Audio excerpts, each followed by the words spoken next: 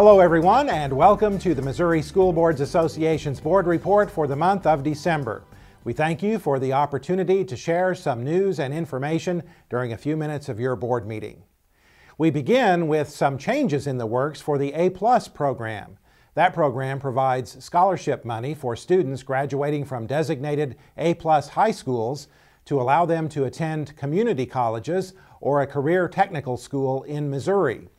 Students qualifying for the program must meet certain criteria. A work group convened by Governor Nixon has been reviewing the criteria for the program and is recommending some changes.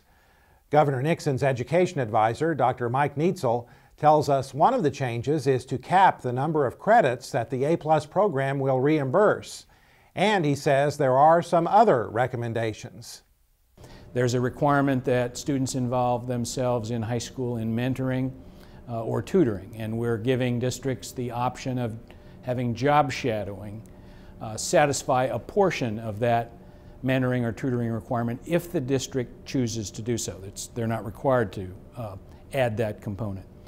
We wanted to have a little bit more expectation in terms of students' readiness in math, because the number of A+ students who require remedial math at the institutions is considerable, and so we're looking at a way to have a math expectation built into A+ reimbursement eligibility so that students are better prepared to get in there and do well in their college math. The recommendation of the task force is that the A+ students will be required to pass the Algebra 1 end-of-course exam. The group initially recommended students be required to pass the Algebra 2 end-of-course exam. He says the changes will be handled as an administrative rule and will not require legislative action. Some of the A+ program is now being administered by the Missouri Department of Higher Education, but the designation of A+ schools remains with the Department of Elementary and Secondary Education. Food allergies are on the rise, and while health experts aren't exactly sure why, the growing prevalence of these chronic and potentially deadly conditions pose real risks for students and their schools. The issue of food allergies and schools was the topic of a recent webcast that originated from the MSBA headquarters building in Columbia and featured national experts, district officials, and families who shared personal stories, policy challenges, and best practices occurring throughout the country.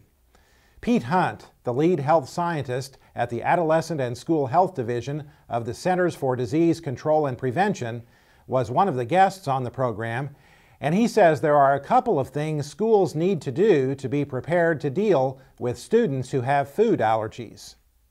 And that is that a school needs to be able to put a plan in place prior to having had to experience a student in school with food allergies and the adverse effect that it occurs. So being prepared is better than being reactive. The second thing is I think that the plan that a school puts in place needs to involve the whole school.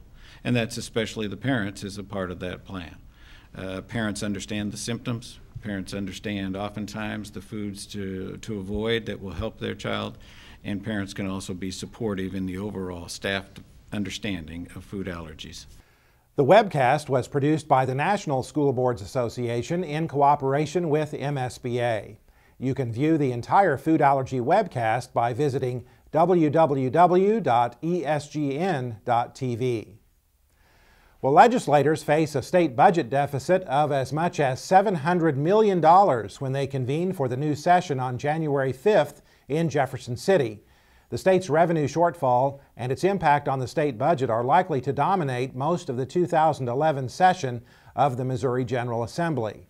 It remains unclear how the budget crisis will impact funding for elementary and secondary education, but additional cuts are likely, according to MSBA's Associate Executive Director for Advocacy, Mike Reed. Besides funding, other education issues likely to come up during the session include open enrollment and the expansion of charter schools in the state. Open enrollment would allow students to attend school districts other than the one in which they reside tuition-free. MSBA has serious concerns about the concept of open enrollment for a number of reasons, including how state and local funds will follow non-resident students and hold districts harmless from the loss of funds, and how administrative issues such as space availability and transportation would be handled. There will be a lot of new faces in the 2011 legislature. Nearly half of the 163-member House of Representatives will be new to the chamber, and nearly a third of the 34-member Senate will be new this year. The high turnover in the legislature is mainly due to term limits. Be sure to mark your calendar now for MSBA's Legislative Forum coming up February 14th and 15th in Jefferson City. Visit the MSBA website for registration information. And don't forget, school board candidate filing for the April elections opens in most districts throughout the state on December 14th. Filing in a few districts in the Kansas City area opens on December 21st. The last day to file for school board is January 18th. MSBA will once again be producing a free video for school board candidates that will be posted on MSBA's website in mid-January. That's it for this month's edition of the MSBA Board Report. Thanks for allowing us to have some time at your board meeting, and so long from Columbia.